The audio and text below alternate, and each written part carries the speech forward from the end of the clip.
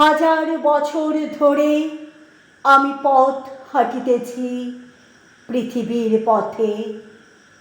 সিংহল সমুদ্র থেকে নিশীথের অন্ধকারে মালয় সাগরে অনেক ঘুরেছি আমি। বিম্বিসার অশোকের ধূসর জগতে সেখানে ছিলাম আমি।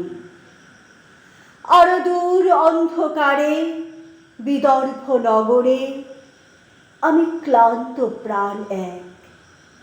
চারিদিকে জীবনের সমুদ্র সফেন আমারে দুদণ্ড শান্তি দিয়েছিল নাটোরের বনলতা সেন। চুল তার কবেকার অন্ধকার বিদিশার নেশা, মুখ তার শ্রাবশ্রীর কারুকার্য। অতি দূর সমুদ্রের পর হাল ভেঙে যে নাবিক হারায়েছে নিশা, সবুজ ঘাসের দেশ যখন সে চোখে দেখে দারুচিনি দ্বীপের ভিতর, তেমনি দেখেছি তারে অন্ধকারে। বলেছে সে, এতদিন কোথায় ছিলেন?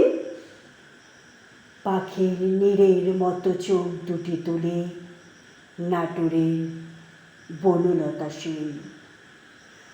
সমস্ত দিনের শেষে শিশিরের শব্দের মতো সন্ধ্যা আসে।